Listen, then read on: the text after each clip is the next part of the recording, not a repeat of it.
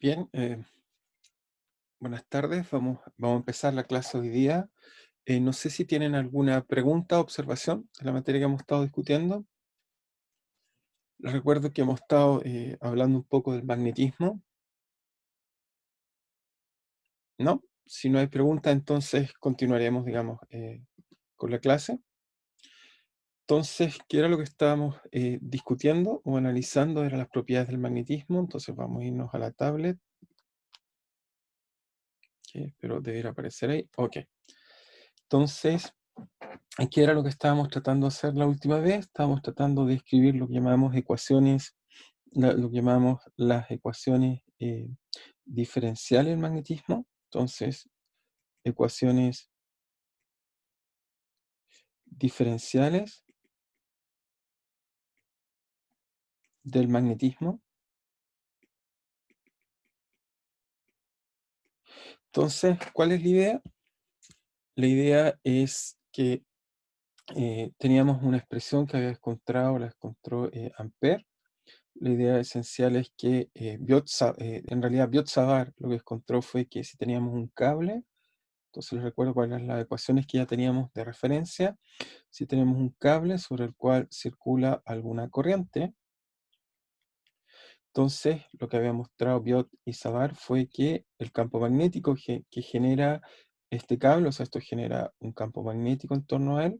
El campo magnético entonces era de la siguiente forma: era simplemente mu0, la permeabilidad magnética del vacío, dividido por 4pi, y lo que les encontró entonces era que esto era proporcional a la corriente, y era simplemente aquí teníamos dr' integrado a las coordenadas prima, donde ocurre el cable, que en este caso es gamma, una curva que da cuenta el cable, cruz r menos r'. R', recuerden, da cuenta de las coordenadas de la fuente donde está corriendo la corriente, y r el punto donde queremos calcular el magnetismo.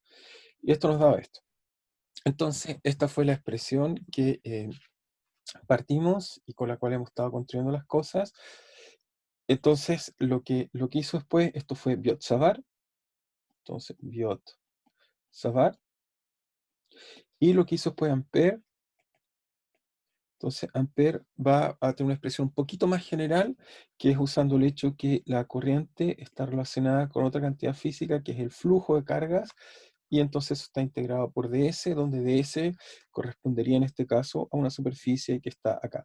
Entonces, en ese caso, el campo magnético, que es un poco más general, es simplemente, en realidad, la expresión de Biot-Savart viene de esta expresión que tiene acá, o que vamos a usar, que tiene que ver con Ampère.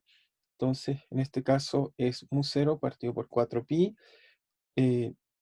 4pi, y acá tenemos la integral ahora de volumen, porque tomamos un volumen, tiene una sección, y en ese caso nos queda j, que es función de r', porque es la corriente en la fuente, cruz r menos r', ¿ok? Dividido por r menos r' elevado al cubo. ¿Ok? Entonces esta ha sido la expresión que hemos estado usando para discutir. Entonces no sé si alguien tiene duda de esta expresión. ¿Estamos claros hasta ahí? ¿Estamos bien? Muy bien. Entonces, eh, recuerden también, si tienen dudas, pueden hacerlo a través del chat, si es que lo voy a dejar abierto por si alguien quiere hacer alguna pregunta por ahí, por si acaso. Bien, entonces, ¿cuál es la idea de hacer la descripción diferencial? La idea es muy simple, o sea, queremos hacer una analogía. Entonces queremos hacer una analogía a lo que hicimos con el campo eléctrico. Queremos hacer una analogía con el campo eléctrico. ¿Cuál es la analogía? Lo que descubrimos era que toda electricidad lo sacamos a partir de esta ley. Simplemente encontramos que el campo eléctrico era simplemente 1 partido por 4pi epsilon 0 de la integral de volumen de la densidad de carga, que era función de R', en este caso teníamos R menos R' partido por R menos R' al cubo, y esto integrado en las coordenadas primas. Y mostramos que esto era equivalente a dos leyes importantes. Las leyes que encontramos fue que esto, por un lado, nos mostraba que el rotor del campo eléctrico era cero, y eso nos llevó a la conclusión que había un potencial eléctrico, y mostramos también la ley de Gauss, que nos dice que la ley de Gauss nos enseña que la divergencia del campo eléctrico es igual a la densidad de carga, lo que genera el campo eléctrico, la fuente en realidad, en este caso R', y esto dividido por entonces epsilon cero. Con estas dos leyes construimos toda nuestra teoría electromagnética. Eléctrica, perdón. Entonces lo que quiero hacer es que a partir de, en este caso, la fórmula de Ampère que está acá, queremos también preguntarnos si podemos tener una forma diferencial, es decir, tener ecuaciones que sean de la forma rotor y divergencia del campo magnético, y con esto entonces podamos tener una teoría diferencial en vez de fórmulas integrales. La respuesta es que eso se puede hacer. ¿Y cómo hacer eso? Bueno, empezamos la clase pasada, lo que hicimos fue que le tomamos la divergencia al campo magnético que está acá, y usando algunas propiedades lo que encontramos fue que la divergencia era cero. ¿Okay? Simplemente eso lo hicimos usando algunas propiedades de la divergencia acá del producto, y después de jugar, digamos, con las propiedades, nos dimos cuenta que esta parte acá, bueno, primero nos dimos cuenta, nuestra explicación de encontrar este resultado era que J solo depende de R', y en cambio acá la divergencia obviamente está hecha en coordenadas R, así que esa parte no juega ningún rol. Así que esta parte acá fue cero, y la parte acá, cuando le aplicamos en la divergencia, nos dimos cuenta, bueno, había que usar una propiedad de un rotor, nos dimos cuenta que esta parte de acá esencialmente era, teníamos que esto era un gradiente, por lo tanto el rotor de un gradiente era cero, y eso nos llevó a esta profunda conclusión, que era que la divergencia era cero. Entonces, ¿qué fue lo que aprendimos de la clase pasada con la divergencia cero? O sea, esto de acá nos va a llevar a una conclusión muy importante, era que, lo que nos dice esto, que en realidad está implícito en la ley de Ampère integral, era que no existen, o sea, si uno hace el análogo eléctrico, recuerden que va a ser un análogo eléctrico, entonces teníamos que la divergencia del campo eléctrico era igual a la densidad de carga. Y las cargas es lo que genera campo eléctrico. Lo que nos va a decir esto, y esa fue la observación, la vuelvo a insistir porque es una observación muy importante, nos dice que la divergencia de B sea cero, nos dice que no hay cargas magnéticas. ¿Okay? Esta va a ser la conclusión fuerte que vamos a encontrar, es decir, ¿qué significa que no hayan cargas magnéticas? No existe algo así como yo coloco acá algo, llamémoslo positivo, y que esto genere campo magnético. ¿Okay? No existe el análogo de una carga eléctrica para el magnetismo, así que hago eso y esto genera un campo magnético. Entonces no existe esto que llamaríamos monopolo. Monopolo magnético. Y la razón de eso es que vuelvo a insistir que el magnetismo que conocemos, todos los magnetismos que conocemos, se basa en una imagen como esta está acá, que son los imanes, que tenemos norte y tenemos sur, y por lo tanto al tener norte y sur, entonces vemos que el campo magnético que esto genera, en realidad es un campo que requiere dos polos. El campo magnético sale por un lado y entra por otro lado. ¿Ok? Y entonces, eso nos dice que esta imagen que está acá, entonces, vuelvo a insistir, está mala. No existe esto. No hay ninguna observación hasta el día de hoy, a pesar que seguimos buscando y buscando la posibilidad de que existan monopolos magnéticos. Hasta el día de hoy, esto ha sido un problema no resuelto, es decir, que no existe ninguna partícula de la naturaleza que se genere a través de eso. Y la razón de eso, en realidad, tiene que ver por nuestra ley misma. Nosotros estamos diciendo, si uno sigue la ley de Ampère, lo que estamos diciendo es que el campo magnético, en realidad, fíjense, está implícito en la fórmula que hemos estado usando, su origen se debe a que hay cargas moviéndose. Esta de acá no requiere moverse, sería una carga que en sí misma la coloco, está quieta y genera campo magnético. En cambio, nuestro origen se debe a que hay un J, que hay una corriente de cargas eléctricas que se mueven, y por lo tanto, a partir de este resultado que viene a partir de observaciones, primero que nada vemos que solo tenemos objetos en la naturaleza que tienen dos polos, o sea, bipolares si quieren verlo, o sea, polo norte y polo sur. Y por otro lado, lo que sabemos es que a partir de las observaciones de Oerster, lo único que genera campo magnético son cargas moviendo. Así que si creemos que la única fuente es esto que está acá, no hay polos magnéticos, insisto, esto no existe, no hay esto, entonces no nos queda más que hayan corriente. Entonces la segunda pregunta que nos vamos a hacer ahora es, ok, tenemos parte del problema, sabemos que la divergencia es cero, pero ahora la pregunta que nos vamos a hacer es cómo se comporta la otra parte, cómo se comporta el rotor. Y para el rotor lo interesante es que tiene un nombre, el rotor tiene una ley, lo voy a escribir, lo voy a poner el título, se llama ley de circulación de Ampère se refiere a que hay cargas moviéndose, cargas que circulan. De ahí viene esta idea de Ampère, llamarlo ley de circulación de Ampère. Entonces, todo parte de esta expresión que está acá, y lo que voy a hacer simplemente es preguntarnos cuánto vale el rotor de B cuando B es generado por un campo magnético o por una corriente que fluye. ¿Okay? Entonces hacemos eso, entonces eso nos queda que esto va a ser simplemente por la expresión que está ahí, la expresión que tengo acá es mu0 partido por 4pi. ¿Okay? Nos queda exactamente ese mu0 partido por 4pi. Y acá entonces nos va a quedar que va a ser el rotor. Este rotor, no olviden, es en coordenadas r. Este integral es en coordenadas prima.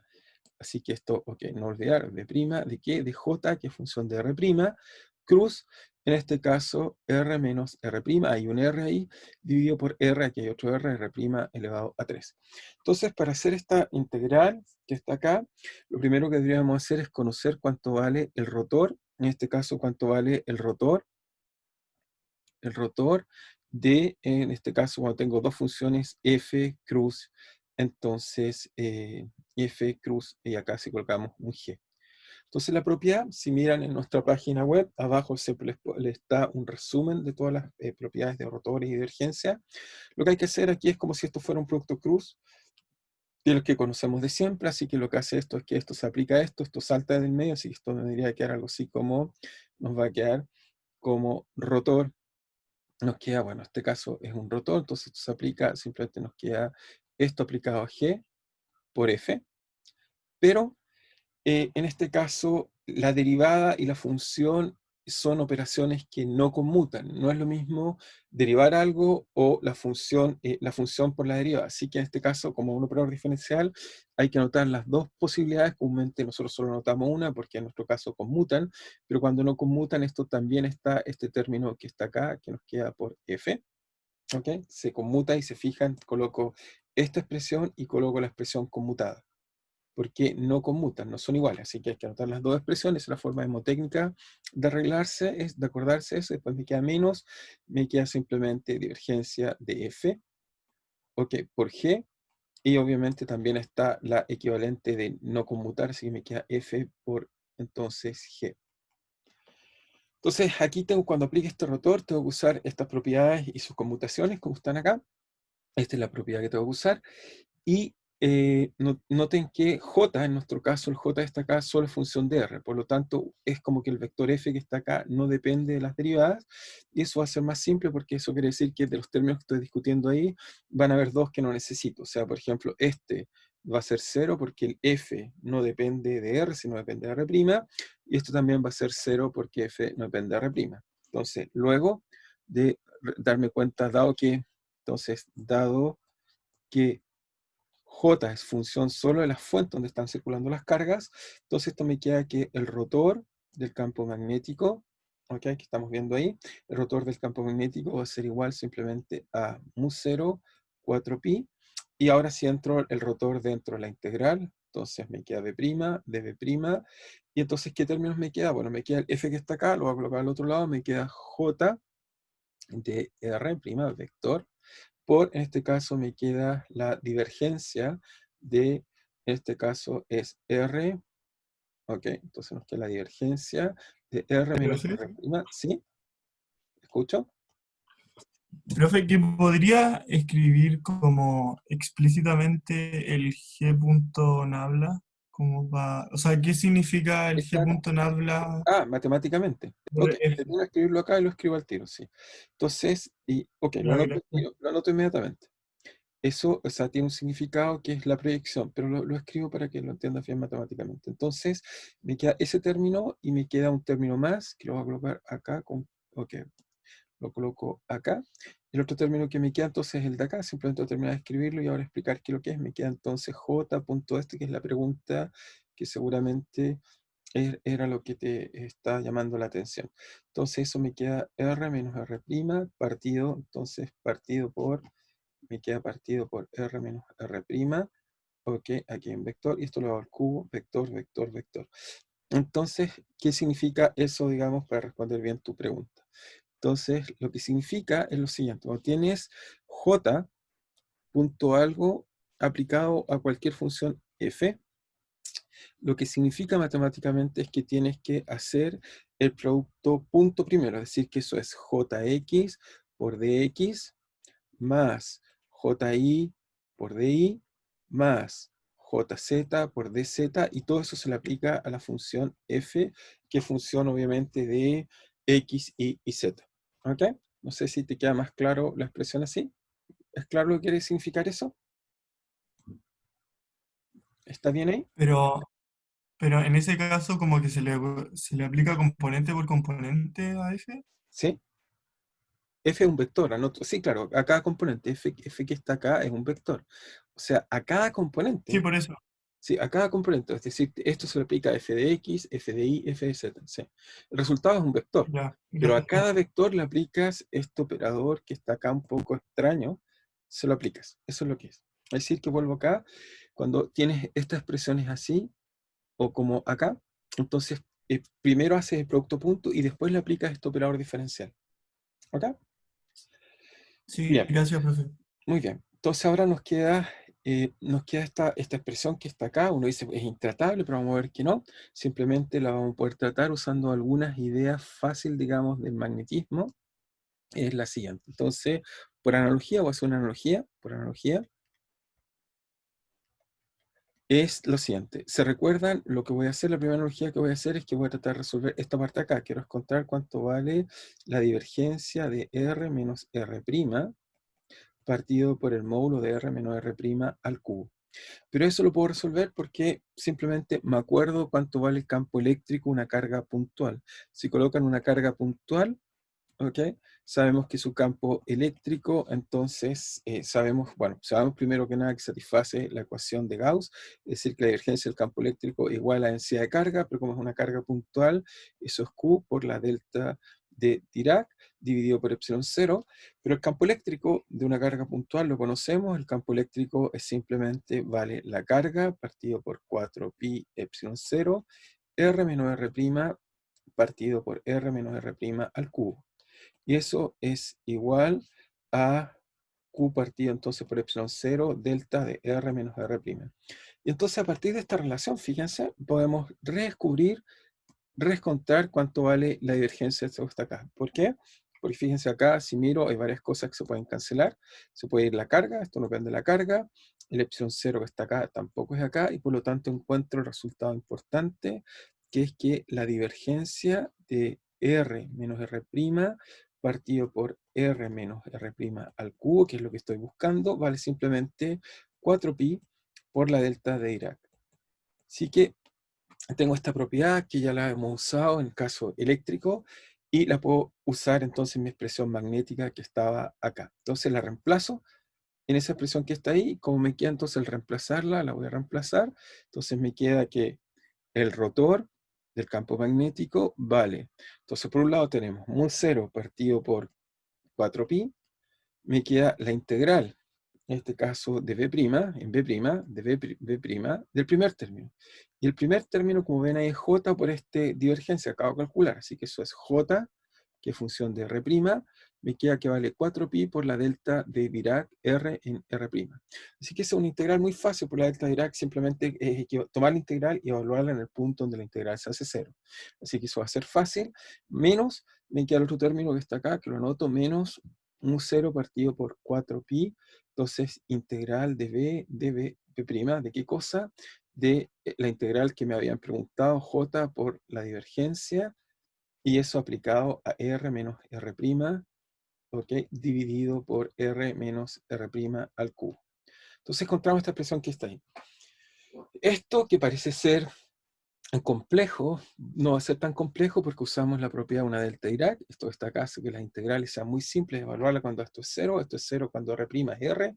Por lo tanto, eso me dice que esto está acá es mucho más simple que creo. Me dice que va a ser igual a qué cosa, mu 0 partido por 4pi. Y fíjense acá, me sale un 4pi para afuera, 4pi para afuera, porque tengo que evaluarlo ahí, 4pi eso, y me queda J evaluado cuando la delta Dirac es 0, así que me queda J en R. Y por lo tanto eso hace que simplemente el primer término sea mu 0 por J. Muy bien. Bastante simple. Ahora el segundo, para hacer el segundo, tengo que usar un pequeño truco matemático. ¿Cuál es el truco matemático que voy a usar para poder resolverlo? Es esto de acá, fíjense, tengo algo así como una función derivada igual a otra. Así que para esto voy a usar una identidad que simplemente voy a usar la idea de integración por parte. Lo voy a anotar primero, voy a usar más natural. Integración por parte. Entonces, ¿qué es eso? Imagínense que tomo lo siguiente. Tomo la divergencia de, en este caso, la divergencia. Esta vez tomo la divergencia. Recuerden que esto se aplica, tiene que ser aplicado a un vector. Así que esto que me queda, me va a quedar, entonces, si fuera así, j punto, en este caso, r menos r', es un escalar, r menos r'. ¿Ok? Entonces tomo este escalar, pero le voy a aplicar la divergencia. Eso es equivalente a simplemente tener un vector en una dirección dada. No es, esto es un escalar, pero lo tomo como si fuera un vector en una dirección dada. Y esto simplemente me va a quedar que si ven las propiedades que tiene la divergencia, esto nos va a quedar que, bueno, va a ser la divergencia del primero. ¿Ok? ¿Ok? Eso nos va a quedar la divergencia del primero. Y después nos va a quedar entonces en este caso nos va a quedar por R menos R' partido por R menos R', más, y esta es la que nos interesa, el segundo, pero como en este caso son productos puntos, es ahí donde uno descubre que tiene que ser con J por, ahí viene este J por, que estamos haciendo por R menos R'. ¿Ok? Nos va a quedar este elemento que está así. Y acá entonces, espérense, y acá me queda R menos R' al cubo. Entonces, de acá, fíjense, recuperamos esta expresión que es la que quiero usar acá, que es la que me está molestando acá. Fíjense que, bueno, esta parte acá es trivial porque el J solo depende de R'. Así que esto va a ser 0, ok, esto es 0, porque J es función de las coordenadas primas, no es función de R. ¿Ok? Así que eso es 0 por esa razón. Y esto entonces nos va a ayudar a que vamos entonces a reemplazar, y ahora lo reemplazo, me queda lo siguiente. Entonces ahora me va a quedar lo siguiente, esta es la 3, entonces nos va a quedar lo siguiente. Cambiamos de color. Entonces, ¿qué nos queda? Nos queda que, voy a colocar un poco más acá para que no perdamos, nos va a quedar que el rotor de B, el rotor del campo magnético, tiene una parte que es mu0J, que es lo que ya calculamos, y después al reemplazar esta expresión de acá, viene este término menos el de acá, pero este es 0, así que viene menos la integral, hay mu0 acá partido por 4pi, la integral de B, ¿ok? ¿De qué? De simplemente la divergencia, ¿ok? La divergencia, en este caso, de B de J por R menos R' partido por R menos R'. Y la gracia al cubo, por supuesto. Aquí está el cubo y acá el cubo. Y entonces, ¿cuál es la gracia de esto acá? Esto es una derivada total. Por lo tanto, al ser una derivada total, si usamos Stokes, ¿ok? Siempre usamos Stokes. Esto tiene que ser la integral de superficie que encierra el volumen B de lo que tenga al interior. ¿Ok? De lo que tenga en este caso debería ser J por R menos R' partido por R menos R'. Entonces, esto de acá, obviamente, ¿cuál es el truco que uno usa para poder sacar esta expresión? Es que uno se imagina lo siguiente. Uno se imagina, tengo la corriente, imagínense esto, el cable por el cual circula la corriente, pongamos localmente así, y lo que hago es que tomo como volumen B, un volumen grande el cual contiene el cable. Entonces, si B contiene el cable, si B contiene la corriente en este caso, lo que va a pasar es muy simple. Al contener la corriente en la superficie de acá es 0, porque lo contiene, tiene que estar completamente adentro. Entonces uno siempre coloca este B tal que contiene eso, este término acá es 0, y por lo tanto vamos a encontrar la expresión que es la que estoy buscando, que es que el rotor de mu por B va a ser en realidad mu0J, y esto está acá es lo que llamamos, esto sí tiene un nombre, digamos, importante, esto está acá es lo que llamamos la ley de circulación de Ampère. ¿ok? O sea, Ampère no lo escribió así, va a ser Maxwell quien va a darle una forma mucho más diferencial a todo este tipo de expresiones, pero efectivamente esto está acá, es nuestra ley que va a ser muy útil, va a ser el análogo de la ley de Gauss. Vamos a ver que con esta expresión vamos a poder calcular muchas cosas en forma simple. Entonces esto lo llamamos ley de circulación de Ampère. ¿Y por qué le llamamos así? O la gente se le llama ley de circulación de Ampère. La razón profunda es que se refiere a que tiene que haber una carga que esté circulando, algo que se esté moviendo, y eso genera campo magnético. Es decir, si quieren, pues simplemente voy a hacer un pequeño resumen, como vamos hasta ahora en nuestra teoría, resumen, antes de hablar un poco de esta última ley, pero quiero hacer un pequeño resumen para que no se pierdan de vista. Lo que estamos haciendo es que la electromagnetismo, por ahora, describimos la parte eléctrica como simplemente el rotor del campo eléctrico es cero, es decir, hay un potencial electrostático. Lo que origina un campo eléctrico son lo que llamamos que hayan densidades de carga, es decir, colocamos carga en el espacio y eso genera que diverja el campo eléctrico, o sea, que haya fuente de campo eléctrico. Y por otro lado, lo que podemos aprender es que efectivamente no hay cargas magnéticas en la naturaleza, es cero, son las leyes hasta el día de hoy se cumple, esta en particular es exacta, las otras vamos a corregirlas después en el futuro con un pequeño factor más, gracias a Faraday y Maxwell, ahí vamos a poder acoplar los dos campos, y nos va a quedar esta última, que nos dice nos dice esencialmente, que nos dice esta última, nos dice, ok, vamos a borrar esto que está acá, nos dice que el rotor, nos dice entonces que el rotor del campo magnético, perdón, está generado por corrientes de cargas eléctricas que están ahí. Y más, obviamente tenemos un más, hay que sumarle algo porque tenemos aquí densidad de carga y corriente de carga, por ahora tenemos una ecuación que nos dice que es la ecuación de continuidad. Después vamos a ver que Maxwell va a ser más astuto y va a tratar de escribir estas dos ecuaciones incluidas en la teoría. Vamos a ver cómo las va a incluir y resolver esta ecuación. No la necesitamos, en realidad va a estar incluida en la ecuación de Maxwell, pero por ahora tenemos más esta ecuación. Y esta hasta ahora es nuestra teoría electromagnética, donde por un lado tenemos los campos eléctricos, que están generados por cargas, y los campos magnéticos generados por corrientes. ¿Okay? Así que esta es la teoría diferencial. Ya vamos a ver que hay que hacerle pequeños arreglos, pero ya estamos casi en 80% de las reglas, de las leyes que van a escribir la teoría eléctrico-magnética. Entonces lo que voy a tratar de convencerlos ahora es cómo usar esto de la misma forma que les enseñé a usar la ley de Gauss para calcular campos cuando los problemas tienen mucha simetría. La gracia de esta ley de Ampère es que es muy simple, realmente nos permite escribir las cosas y calcular las cosas muy simple. Entonces recuerdo nombres Gauss hasta ahora, estoy en Gauss y esto es Ampère. Entonces, ¿cómo le podemos sacar provecho a esto? Entonces voy a hacer mostrándole el ejemplo. Obviamente, la gracia de esta ley que si un problema tiene simetría es muy fácil de calcular. Entonces vamos a usar... Profe, ¿Sí? ¿Sí? yo ¿Escucha? me perdí porque lo que puso al final de la demostración, esa integral se anula. Esta integral se anula porque cuando tú la evalúas tienes que evaluarla en la superficie. ¿Ok? ¿Mm? Tienes que evaluarla justo en la superficie. Entonces, como queda evaluar la superficie, te queda justo ahora la superficie el volumen, y en la superficie el volumen, si el volumen contiene las cargas que se están moviendo, entonces en la superficie no hay corriente.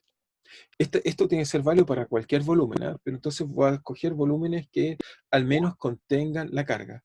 Si la contienen, entonces no debería haber problema. ¿Ok? ¿Es claro? ¿Se entendió? Que se me está yendo la conexión y lo último no lo escuché Ok, bien. lo vuelvo a repetir. Lo que quiere decir es que tomas un volumen que contiene las cargas o la corriente y por lo tanto en la superficie de este volumen, como esta integral tiene que ser en la superficie, no hay corriente. En realidad lo que es cero es que la corriente se te hace cero porque no hay corriente superficial, eso es lo que estoy haciendo. Toma un volumen Bien, suficientemente más grande que las cargas donde están corriendo. Incluso el volumen lo podría tomar hasta infinito. ¿Ok? ya entiendo. Ocupo la libertad que tiene que ser válido para cualquier volumen y tomo volúmenes suficientemente grandes, arbitrarios pero grandes. ¿Ok? Entonces, si quieres, voy a anotar esta idea: volumen arbitrario pero grande.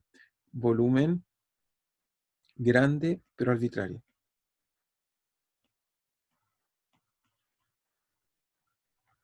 Entonces, si el volumen es grande y arbitrario, vemos que con esto obtenemos lo que estamos viendo. Entonces, lo que estoy diciendo, si quieren verlo de otra forma, cuando uno dice, yo me pregunto, ¿qué cosa es tal que su divergencia es 0 y su rotacional es igual a mu0j? Uno puede mostrar que la solución de esta cosa, lo que tiene estas propiedades que acabo de colocar acá, son equivalentes a, efectivamente, son equivalentes a B igual a la solución integral de estas dos ecuaciones. Resolver estas ecuaciones es equivalente efectivamente a mostrar que la solución de esto es de B de J cruz R menos R' partido por R menos R' al cubo. A igual como las dos soluciones de las ecuaciones de electricidad nos da que el campo eléctrico es la integral de densidad de carga partido por 4pi epsilon 0 de R menos R vector partido por R menos R' elevado al cubo. Esto es lo mismo, es decir que estas expresiones son matemáticamente equivalentes a esas expresiones integrales. La gracia es que vamos a ver después que a partir de estas ecuaciones, haciendo unos pequeños cambios, vamos a predecir nuevos fenómenos que las ecuaciones integrales no tienen, que es, por ejemplo, la luz. ¿Okay? La luz va a salir cuando combinemos un poco más estas ecuaciones con... Nos faltan dos cosas. Nos falta aprender un fenómeno que descubrió Faraday, que revolucionó la vida. Faraday quizás debe ser el científico que más impacto ha producido en la vida de las personas, va a generar lo que llamamos inducción electromagnética, que es con la cual generamos electricidad, con la cual tenemos motores eléctricos, la cual cambió completamente nuestra vida, así que va a ser importante. Y Maxwell va a tomar las ecuaciones de Faraday, más esta continuidad, y a partir de ella va a descubrir la luz. Así que falta poquito para contar cosas increíbles que tienen estas ecuaciones, que no tienen estas formas integrales. Partimos de ella en forma motivada por los experimentos y por observaciones experimentales, pero la teoría misma, las matemáticas que hay detrás, nos van a enseñar fenómenos inesperados, que espero podérselos contar, que son realmente muy revolucionarios. De hecho, toda la vida de ustedes, la calidad de vida que tienen ustedes, va a ser gracias a estas ecuaciones modificadas. O sea, para ustedes es inconcebible vivir sin electricidad. Si no hubiera hecho Faraday lo que hizo, estaríamos todavía viviendo como en la Edad Media, simplemente con velas y otras cosas. Y realmente la revolución viene de ahí, pero se los voy contando a poco. Pero primero, entonces debiéramos un poco jugar con esta nueva ley que descubrimos, cómo ocuparla, que es bastante entretenida. ¿Sí? ¿Alguien hace una pregunta? Sí, perdón que lo vuelva a molestar, pero Sí, sí. cuando ocupó la divergencia de un producto punto, Sí. ¿cuál era la interpretación que le da a sacarle una divergencia escalar? En ese caso, tienes, claro, en ese caso, en estricto rigor, lo que tienes que hacer es que tomas el escalar y lo multiplicas por un vector constante. ¿Ok? Es como extender, simplemente lo transformas en un vector que tiene una parte constante. Es realmente una propiedad de una derivada normal. Es como escribir la operación escalar, pero en forma vectorial. Imagínate, tiene simplemente f, y entonces si yo le calculo la diferencia de f, lo puedo definir como la divergencia de f de x en la dirección x unitario, donde f puede ser función de x, de y, de z. ¿Ok? Esa es la forma matemática de entender esa expresión de dónde viene. Ok. Entonces, voy a hacerle ejemplo para que vean que la ley de Ampère es muy, muy útil para calcular, que ya no necesitamos hacer integrales, como también aprendimos con Gauss, y los problemas tienen simetría, se pueden ver. Alguien por ahí me preguntó sobre la materia de entrar al control en el chat. La respuesta es que, por supuesto, hasta el jueves entraría la materia del control. Entonces, vamos a hacer algunos ejemplos para entender un poco mejor esto, lo mejor que podamos. Ejemplo. ¿Ok? Entonces, el primer ejemplo, obviamente partimos con un ejemplo simple para que vean la utilidad que tiene esto, es que voy a tomar un hilo vertical, con el cual ya calculamos en forma integral como el resultado, pero veamos que en 2 líneas o 3 líneas, usando ahora la ley de Ampère, es muy fácil calcular esto. Es decir, que la pregunta que me voy a hacer es si tengo un hilo vertical, la pregunta es cuál es el campo magnético que genera. Ya lo hemos calculado, sabemos que tiene una forma así, cilíndrica, pero esta vez es usando la ley de Ampère. Entonces vamos a hacer, el enunciado sería usando ley de circulación de Ampère,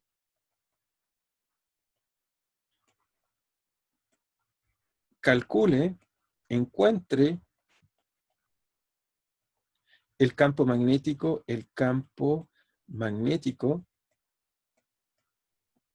que genera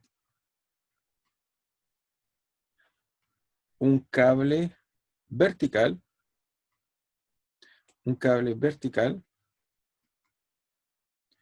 con corriente I. ¿Ok? Me da una corriente I y me pregunto cuál es el campo magnético que genera. Entonces, fíjense que usando ahora Ampère, solución, es ley de Ampère, circulación de Ampère, esto va a ser muy simple cuando tiene simetría. Cuando tiene simetría, de nuevo hay que hacer integral y el problema es difícil, pero cuando los problemas tienen simetría, esta ley es muy, muy agradable porque nos permite decir muchas cosas. Entonces, fíjense, nos dice, ok, tomo esto, me dice que el rotor del campo magnético es igual a mu0 por la corriente. Entonces, ¿cómo hacemos esto? Bueno, la idea de siempre es la misma, es decir, que me doy una superficie, entonces me doy una superficie S, y voy a integrar sobre esta superficie S. ¿Cuál es la superficie S que voy a usar? O en este caso muy simple, tomo la superficie que está acá, por ejemplo, esta está acá, una superficie arbitraria, en este caso le pongo, si quieren, un radio, llamamos a este radio, si quieren, ρ, ¿ok? Tiene un radio ρ, y uso el teorema de Stokes. Es decir, fíjense, me queda la integral de superficie de S del rotor de B. Aquí usamos Stokes, entonces colocamos Stokes, teorema de Stokes, y al usar el teorema de Stokes, ¿qué es lo que aprendemos? Que la integral del rotor de una superficie es simplemente la integral de circulación de la frontera de la superficie. Entonces nos queda que eso vale B punto el dr que recorre la superficie, en este caso que es la frontera del volumen que estamos viendo acá. Y eso, por otro lado, es mu0 por la integral de J por ds, en esta superficie S.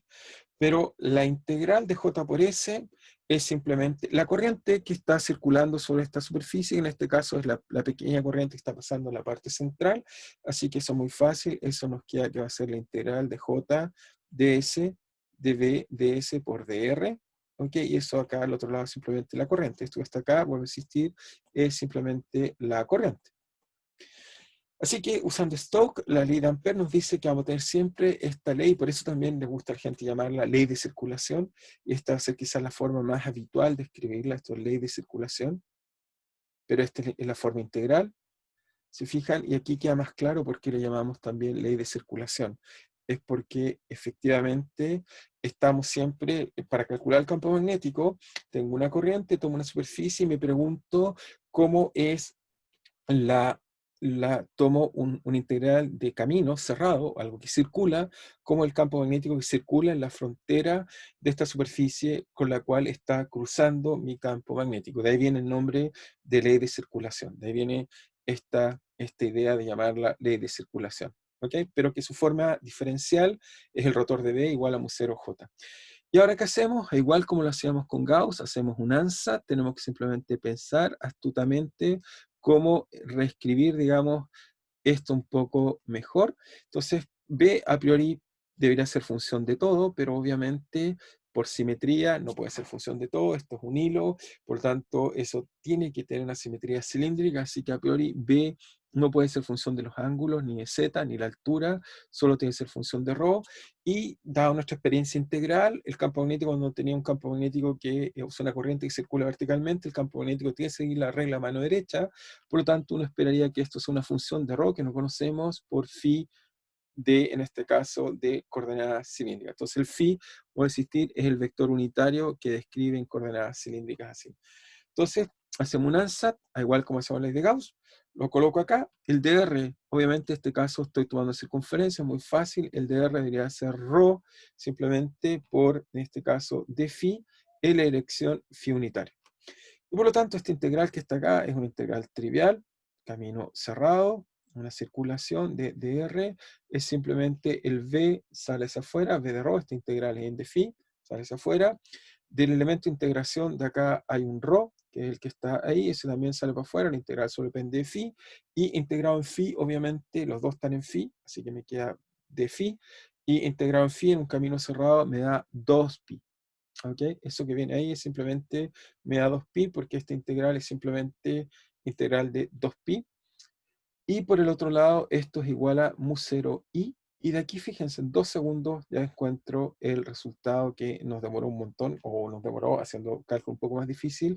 Nos dice que el campo magnético que genera una un cable vertical es simplemente, bueno, nos queda esto que está acá para el módulo, y lo que después nos dice que para el vector, entonces es BDR de phi es simplemente mu i, la corriente, mu 0 i partido por 2pi, rho por, en este caso, el vector phi unitario. ¿Ok? No sé si les quedó claro, alguien tiene dudas, si quizás fui rápido en los argumentos de simetría, pero como son muy similares a los que hemos hecho antes, quizás fue un poco más rápido en eso, pero insisto que lo único que hice ahí fue, lo único que hice de especial es hacerles notar que acá, de nuevo, usan la misma idea, usan un ANSAT inteligente, usando las propiedades de simetría que tiene el problema. El campo magnético, dado que tiene simetrías cilíndricas, no puede tener otra simetría más que depender de la coordenada ρ, no puede depender del ángulo, porque si giro el sistema es invariante, si me muevo hacia arriba o hacia abajo, el sistema es invariante, por lo tanto, no debiera cambiar. Y después lo que hice fue, usé el elemento de integración, que es el que está acá, y entonces como los dos van en phi, hago el producto punto, y eso me queda b de rho por rho, pues lo saco fuera, y la integral de circulación es simplemente integrar en el ángulo, e integro en ella, me da este 2pi que está ahí, y luego encuentro eso. Sin hacer gran esfuerzo, uno puede calcular campos magnéticos. De hecho, vamos a hacer 2 ejemplos más para ilustrar cómo uno puede usar este tipo de técnicas para calcular campos magnéticos. No sé si alguien tiene una duda. ¿Estamos bien? ¿Estamos bien?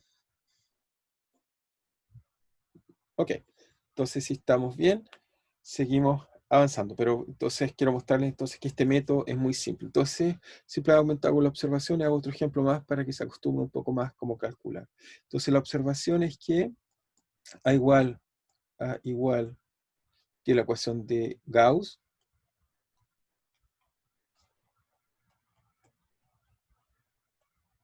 si el problema tiene simetría, si el problema tiene simetría, si el problema tiene simetría,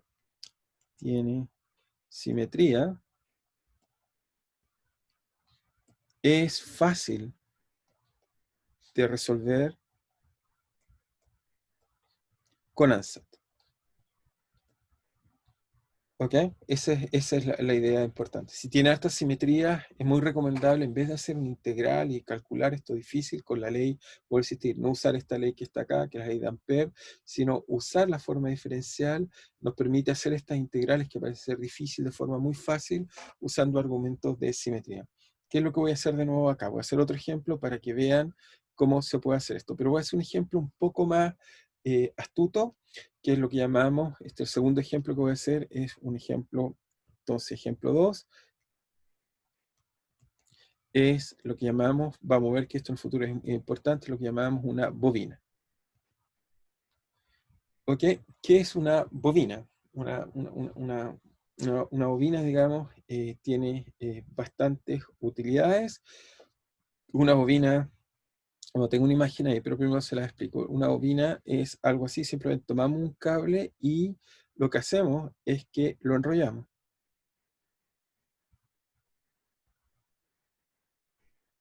Y sobre este cable que enrollamos hacemos pasar una corriente I. La gran gracia que tiene esto es que al sumar muchas de estas espiras girando, entonces esto uno puede darse cuenta que es análogo o muy parecido a tener un imán. Entonces, si quieren, primero se lo ilustro. Tengo una pequeña applet que debería simplemente quiero ilustrar esta idea para ver si nos quede más claro. Acá está. Entonces, no sé si ya ven la bobina ya. ¿Se ve la bobina?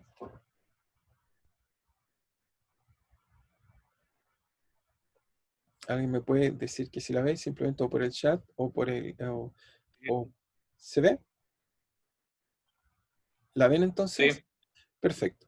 Entonces, fíjense, si yo aquí, en vez de tener una bobina, coloco un imán, esta es la imagen que teníamos. Este es el descubrimiento importante. Y estas bobinas van a ser centrales en esta teoría electromagnética. Todos los experimentos de Faraday, particularmente, se basan en usar bobina, y Ampère también empezó al final a usar bobina. Entonces, la idea es que aquí tenemos un imán. El imán ya habíamos visto como el campo magnético. Si yo lo muevo, entonces modifica el campo magnético a todos lados. Tenemos un polo norte y un polo sur. Esto simplemente la brújula me pide medir, digamos, en qué dirección está el imán.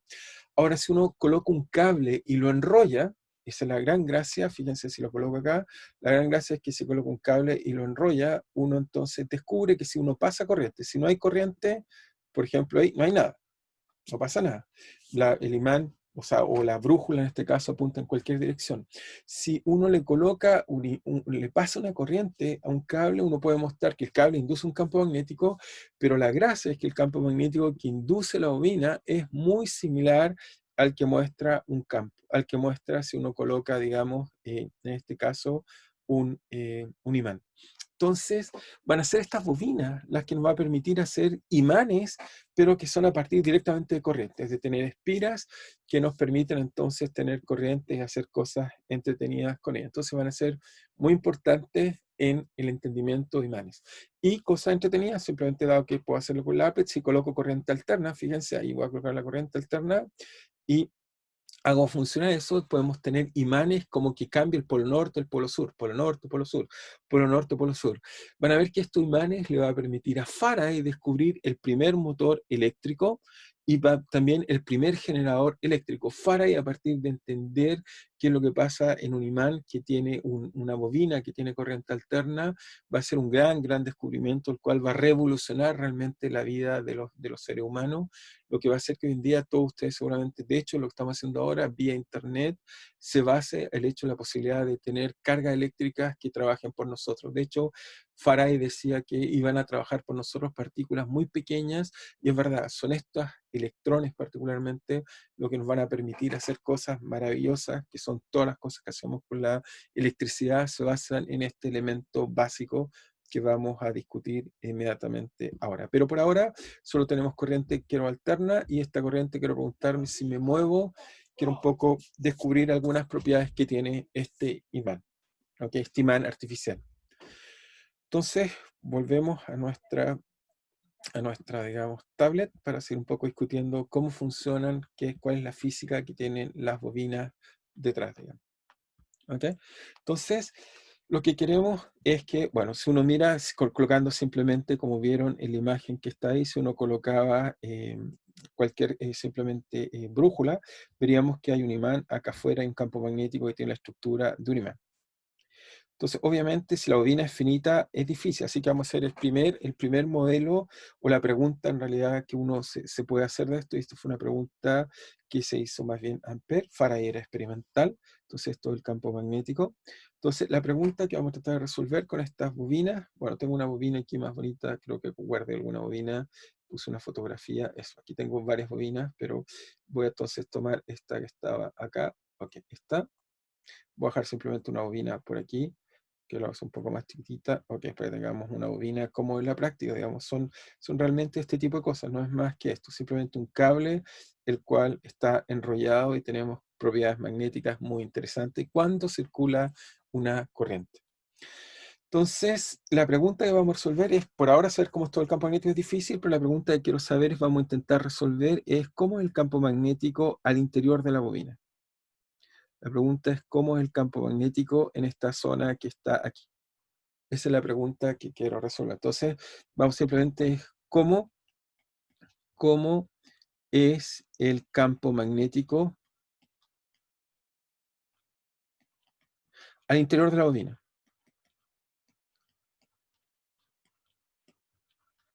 Por ahora es difícil resolverlo por fuera. Pero al interior podemos hacer algo interesante, es decir, ¿cómo sería el campo magnético al interior de un imán? Eso es finalmente lo que nos está diciendo esta pregunta bonita. Entonces, para resolver esto, vamos a hacer un modelo simple. Entonces, ¿cuál va a ser el modelo? El modelo que vamos a hacer es muy simple. El modelo es que vamos a reemplazar nuestra bobina por un modelo un poco con más simetría, eso es lo que va a hacer. Entonces, tenemos como la bobina que está acá, la vamos a reemplazar, esta la voy a reemplazar. Entonces, ¿qué es lo que haría en este caso Ampère? Diría, ok, si los cables están muy apretados uno al lado del otro, me puedo imaginar un cilindro, ¿ok? Y eso es lo que se lo imaginar, un cilindro, tal como el que está en la figura, pero voy a tener discreto, un cilindro en el cual circula una corriente J de esta forma. ¿Ok? Entonces hacia acá tenemos J, tenemos, ahí hacia acá viene J hacia acá, y él se lo imagina como un cilindro. Entonces, lo que voy a hacer es tratar de calcular, dado un cilindro, me lo voy a imaginar infinito por simplicidad, dado un cilindro, me voy a preguntar cómo es el campo magnético que está al interior. O sea, la pregunta que quiero resolver es cómo es el campo magnético que está al interior de un cilindro. ¿Ok? Un poco más simple la pregunta que voy a tratar de resolver, pero es porque ahí tengo simetría y puedo usar fácilmente la ley de Ampère y aprender algo no trivial, digamos, que en realidad lo usamos incluso para hacer sincrotrones, ¿eh? Va a ser, no es tan trivial. Entonces la pregunta es cómo es el campo magnético y lo vamos a resolver inmediatamente. Entonces, ¿cómo es el campo magnético en el interior de bobina? Entonces, solución. La solución que vamos a hacer es solución. Entonces, lo que voy a hacer es simplemente voy a usar la ley de Ampère, decir que voy a asumir que el rotor, entonces voy a asumir que el rotor de B es igual a mu0J. Y entonces lo que tengo que hacer es muy simple. Si tengo un cilindro, como el que tengo acá, lo que voy a hacer es que me voy a dar de nuevo una superficie que lo corte. Tomo una superficie simple por ahora, me imagino cómo es la superficie que lo corta, y muevo una superficie cualquiera acá, ¿ok? Si quieren muy cerca de esto de acá, y voy a tratar de entonces de preguntarme, usando esta superficie que acabo de hacer, S, preguntarme cómo es el campo magnético. Entonces, si hago eso, la ley de circulación de Ampère me va a decir que simplemente, después de integrar un poco, me dice que esta es la integral sobre la frontera de esta superficie, ¿ok? Entonces esto me queda B por, en este caso, dr punto, me queda la misma ley que tenía antes, y acá me queda mu0 por la integral de S de J. Lo voy a dejar un segundo más para poder decir algunas cosas acerca de ella. ¿Qué cosa puedo decir acerca de esta que está acá? Bueno, lo primero que puedo decir es que obviamente acá va a cruzar muchas veces el cable. Ok, voy a suponer que esto tiene, supongamos que esto tiene un tamaño finito, lo voy a colocar acá, voy a colocar S mejor al lado acá, S, y voy a asumir que esto es de largo L. Entonces voy la corriente que está al interior de esta, que cruza esta superficie que está ahí, va a ser simplemente mu0, va a ser, voy a suponer que tengo N o eta, lo voy a definir inmediatamente, quizás eta no, porque lo usamos para la resistividad, N, voy a explicar lo que es N, por I por L. ¿Qué es esto? N es la densidad, ¿ok? De densidad de cables, o sea, densidad de, o si quieren, no, más fácil, número de vueltas, eso quizás es más fácil de entender. Número de vueltas de cable por unidad de longitud. Número de vueltas de cable por longitud. De hecho, no sé si alguno de ustedes ha desarmado un imán, pero lo único que tienen todos, o sea, un transformador, por ejemplo, que es el más común, en casa se van a dar cuenta que es un cable que está enrollado, y cuando uno tiene problemas y se le echa a perder el transformador, uno tiene que ir a un lugar y uno le tiene que decir cuál es la densidad de vueltas para que la persona se lo repare y les deje funcionando perfectamente su transformador. Entonces, TN mide simplemente el número de vueltas y por unidad de largo. O sea, entonces, si lo multiplico por el largo, en realidad N por L me da el número de vueltas del cable. Entonces, si tengo, en este caso, hay 1, 2, 3 aquí, no sé, por ejemplo, de aquí a acá, si uno calcula, hay 1, 2, 3, 4, 5, 6, 7, 8, 9, 10, 11, 13, 14, hay como 15 vueltas. Entonces me daría 15 vueltas si tomo su longitud, si tomo la mitad, me diría que hay 7, 8, etc. Simplemente es contar el número de vueltas que tiene el cable. Y por el otro lado, me falta el lado de acá. Ahora, si el cilindro es infinito, hice una hipótesis, bueno, voy a exagerar, hipótesis cilindro infinito, no es infinito, por supuesto, cilindro grande. Si el cilindro fuera infinito, el campo magnético nunca se podría dar vuelta como la imagen que tenemos acá. La imagen que tenemos acá nunca se podría dar vuelta. Solo se da vuelta cuando es finito. Pero si es muy, muy grande, entonces por acá abajo no debería haber campo magnético. Por lo tanto, el ansatz que voy a hacer es que voy a suponer que V al exterior, voy a suponer que V al exterior es 0, B es 0 al exterior. Eso es porque es muy grande, es un supuesto, que en buena aproximación es correcto, si es muy grande. B es 0. Y al interior,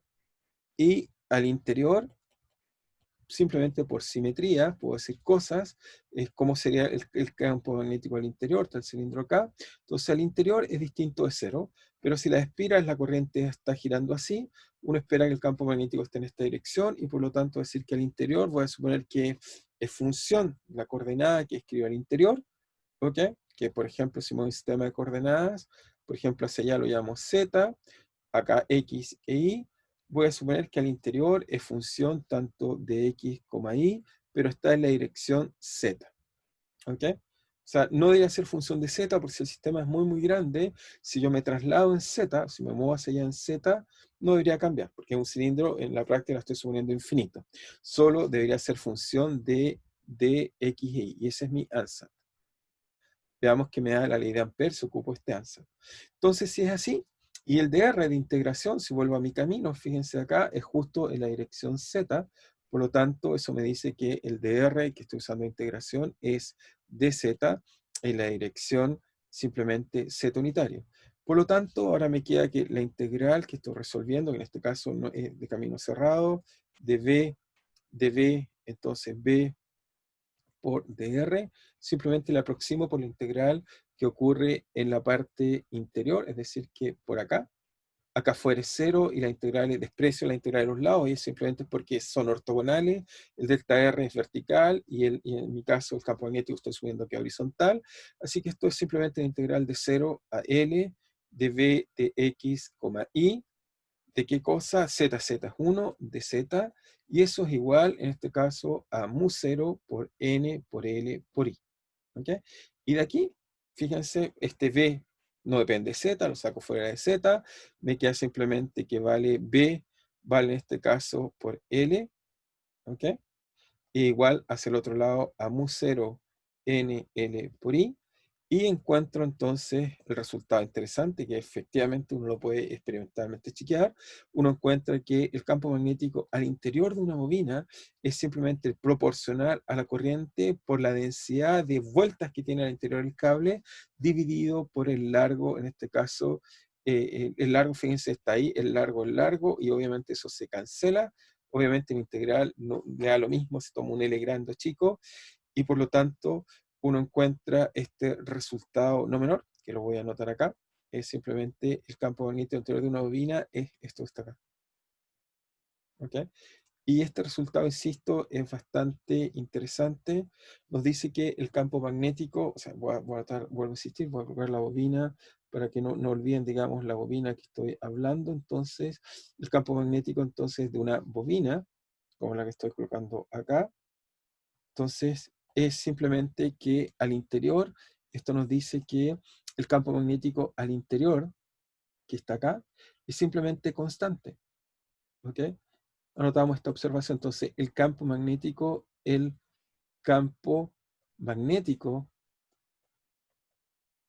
al interior de una bobina no depende de X, y fíjense, yo había supuesto que dependía de X e Y, pero eso no es así.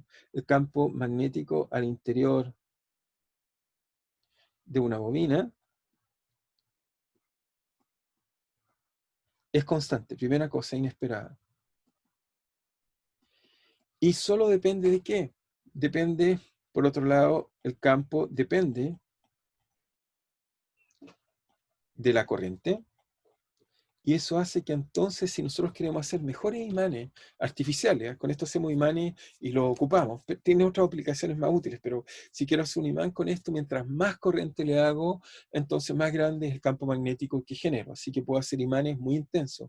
De hecho, el mejor imán que sabemos hacer en la actualidad hoy es un imán con un superconductor. Si es un superconductor, entonces somos capaces de generar corriente eléctrica muy grandes, las cuales generan campos magnéticos enormes, que les recuerdo que cuando les hablé de magnetismo, eso llegaba a algo así como 30, de 3 a 30 Tesla. El campo magnético más intenso que conocemos es usando imanes, y tiene que ver con esta propiedad de que la corriente, esencialmente, el campo magnético es proporcional a la corriente. Y lo otro importante, y eso en la práctica cuando hacemos transformadores, todavía no les he explicado cómo funciona un transformador, pero cuando queremos tener un transformador, lo que hacemos es vital el número de vueltas que hacemos. O sea, cuando uno quiere reparar un transformador o hacer un transformador, pero enseñarles cómo se pueden hacer transformadores, uno lo que tiene que hacer con mucho cuidado es N. N es el número de vueltas. O sea, cuando yo compro un transformador, si lo miran con cuidado, me tiene que decir cuántas espiras tiene uno y dos. Un transformador esencialmente son dos bobinas que están conectadas. y me tienen que decir cuál es el n de una y cuál es el n de la otra, o decirme el cociente de las densidades de vuelta. Eso me permite transformar una corriente en otra corriente. Ya vamos a ver cómo se puede hacer eso, pero lo importante es que B también es proporcional al número de vueltas por unidad de largo. Este n vamos a ver que va a ser muy importante para los transformadores. Muy importante para un transformador. Espero que algún día hayan tomado un transformador y lo hayan quebrado, ahí verían esta propiedad entretenida. Tenía otro ejemplo más, pero no lo alcancé a hacer, pero se los voy a dejar propuesto. Simplemente voy a terminar ahí, pero quiero dejar un ejemplo propuesto para ver si lo usen la ley. Les voy a anotar la respuesta, pero propuesto, usen la ley de Gauss, es muy bonito, un ejemplo muy simple. Si toman un cable coaxial, no sé si saben lo que es un cable coaxial, lo dibujo y lo explico rápidamente. Un cable coaxial, uno tiene un cilindro que hay una corriente al interior, lo ocupamos típicamente, seguramente muchos de ustedes lo deben usar así, son dos cilindros, uno tiene un radio B acá afuera, ¿ok? Y un radio B acá afuera y un radio A hacia acá, y la idea es calcular el campo magnético. Entonces, es encontrar el campo magnético. ¿Ok? Se los dejo calcular. Es bonito el resultado. Simplemente quiero anotarles el resultado. Entonces, resolver. Entonces, propuesta. Esto se llama cable coaxial. Cable coaxial. ¿Ok? Y la respuesta es simplemente, si lo calculan, van a descubrir algo entretenido, que al interior, mientras esto es A, el campo magnético crece linealmente, después decae como una hipérbola, 1 partido por la distancia, y después en B es 0. ¿Ok? Se los dejo calcular. Traten de calcularlo. Y lo otro simplemente, bueno, les tengo una imagen, si es que alguien nunca ha visto un cable coaxial, eso es un cable coaxial. Eso que usan, por ejemplo, para conectar, lo usamos típicamente para transmitir ondas electromagnéticas, pero lo que tenemos al interior es simplemente una corriente que circula por la parte de afuera. Por la parte de afuera pueden colocar una corriente, entonces que circula por un lado o el otro lugar, digamos. O sea, pueden tener una corriente que circula por aquí y otra corriente que circula por el cable interno. ¿Okay? Pero se los dejo calcular, que encuentren como el campo magnético de un cable coaxial. Ok, bueno, vamos a llegar hasta ahí. Simplemente les dejo ese problema para que lo puedan resolver. Es un problema muy bonito, vale la pena, y espero que después en el futuro les pueda explicar cómo funciona eso y por qué son útiles los cables coaxiales. En realidad son guías de ondas, pero se lo explicaré en el futuro cuando ya tenga suficientes herramientas. No sé si tienen alguna pregunta de algo que no haya quedado claro, o preguntas, no sé, alguien preguntó o insistir si la materia del control es hasta el jueves. Efectivamente, la materia del control es hasta el jueves.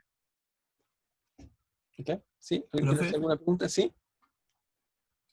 en este propuesto hay corriente dentro, Pero o sea, en también, los no. dos cables. Sí, tiene que ser cero. Hay corriente, un cable coaxial tiene que ser que la corriente total es cero, pero sobre el cable de afuera tienes una corriente I, y sobre el cable de adentro también tienes una corriente I. ¿Ok? Ah, ya. Uniformemente distribuida. ¿Ok? Entre medio hay nada, por eso tienes en un cable coaxial normal, lo que tienes, fíjate, ahí tienes un material aislante, que es esa cosa que está ahí. ¿Ok? Y afuera tienes un cable de cobre duro adentro, un cable flexible afuera.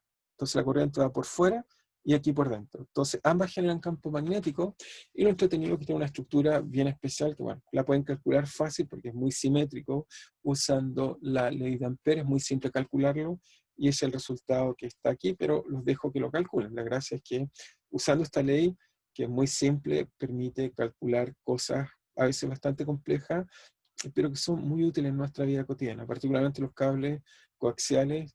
Es como enviamos información.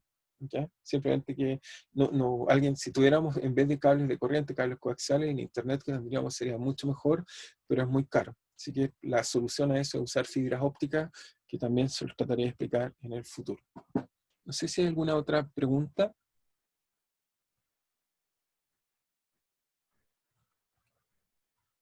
¿No? ¿Estamos todos claros? ¿Alguien quiere hacer alguna otra pregunta? Si entonces estamos claros, lo que vamos a hacer entonces es, si está todo claro, entonces nos juntaremos el próximo jueves y ahí trataremos de seguir avanzando en esto, voy a introducir el potencial vector, y ya estoy en condiciones al fin de empezar a enseñarles propiedades eléctricas y magnéticas de la materia, que es algo que he postergado un poco para hacerlos de un solo formato conjunto, que es más fácil, para un poco ganar tiempo, dado que hemos tenido un poco de disminución de los horarios. Bien, entonces vamos a quedar hasta aquí. Salvo tengan alguna otra pregunta, si no, nos estamos viendo el jueves. Espero que estén bien. Cualquier pregunta, y recuerden, la próxima semana es vacaciones por si acaso. ¿Ok? Entonces nos estamos viendo. Chao, profe. Chao, nos vemos, cuídense. Hasta luego, Bien. profe, nos vemos. Hasta luego, estén bien, cuídense.